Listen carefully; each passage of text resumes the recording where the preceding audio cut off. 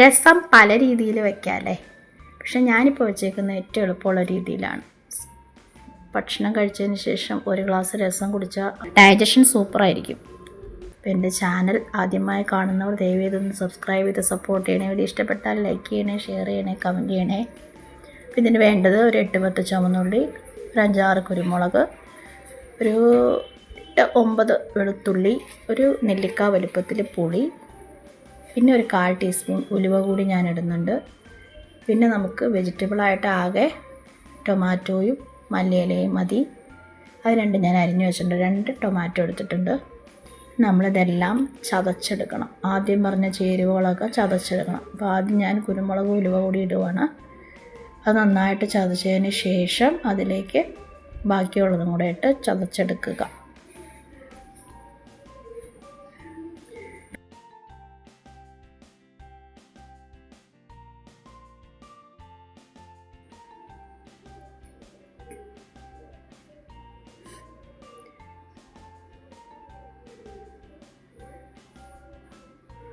അപ്പോൾ നമ്മളെല്ലാ ചേരുവകളും ചതച്ച് മാറ്റി വെച്ചു.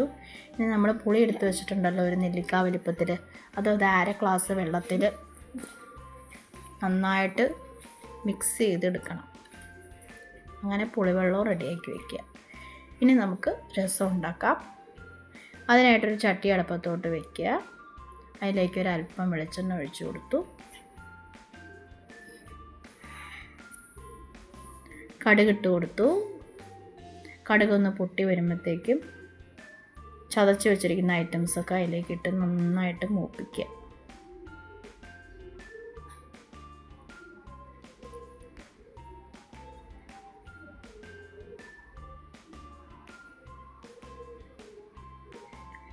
അതൊന്ന് നന്നായിട്ട് മൂത്ത് കഴിയുമ്പോഴത്തേക്കും അതിലേക്ക് അരിഞ്ഞു വെച്ചിരിക്കുന്ന 2 തക്കാളി ഇട്ട് കൊടുക്കുക. അതൊന്ന് വഴറ്റിയെടുക്കുക.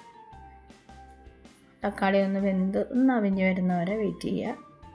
തക്കാളി ഒരുവിധം വെന്തിട്ടുണ്ട്. നമുക്കതിലേക്ക് ഈസ്റ്റേൺ രസം പൗഡറാണ് ഞാൻ ചേർക്കുന്നത്.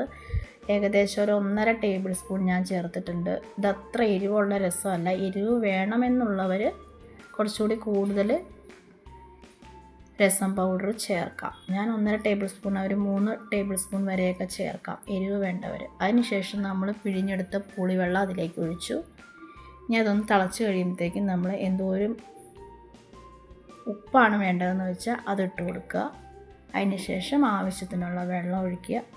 നമുക്ക് ഏത് പരുവത്തിലാണ് ഗ്രേവി വേണ്ടതെങ്കിൽ ആ പരുവത്തിൽ വെള്ളം ഒഴിക്കുക. ഞാനിപ്പോൾ ഒരു 3 ഗ്ലാസ് വെള്ളം ഒഴിച്ച് കൊടുത്തിട്ടുണ്ട്. ഇനി വെള്ളം ഒഴിച്ചതിന് ശേഷം ഉപ്പൊക്കെ ഒന്ന് പാകാണെന്ന് നോക്കുക. നന്നായിട്ട് തിളച്ച് വരണം. ഒരു 2-3 മിനിറ്റ് നമുക്കിട്ട് നന്നായിട്ട് തിളപ്പിക്കാം. അപ്പോൾ തക്കാളിയൊക്കെ ശരിക്കും വെന്തുടഞ്ഞ് നല്ല പാകമായിട്ട് വരും. അവസാനമായിട്ട് കുറച്ച് മല്ലിയില അരിഞ്ഞത് കൂടി ഇട്ടാൽ നമ്മുടെ രസത്തിൻ്റെ പണി കഴിഞ്ഞു. ഒരു 5 മിനിറ്റ് കൊണ്ട് നമുക്ക് രസം തയ്യാറാക്കാം. അപ്പോൾ ഈ രീതിയിൽ ഇതുവരെ ഉണ്ടാക്കാത്തവരൊക്കെ ഒന്നുണ്ടാക്കി നോക്കണേ, തീർച്ചയായിട്ടും ഇഷ്ടപ്പെടും. നമ്മുടെ രസം റെഡിയായി. എൻ്റെ ചാനൽ ആദ്യമായി കാണുന്നവർ ദയവ് ഇതൊന്ന് സബ്സ്ക്രൈബ് ചെയ്ത് സപ്പോർട്ട് ചെയ്യണേ. വീഡിയോ ഇഷ്ടപ്പെട്ടാൽ ലൈക്ക് ചെയ്യണേ, ഷെയർ ചെയ്യണേ, കമൻറ്റ് ചെയ്യണേ. Thank you.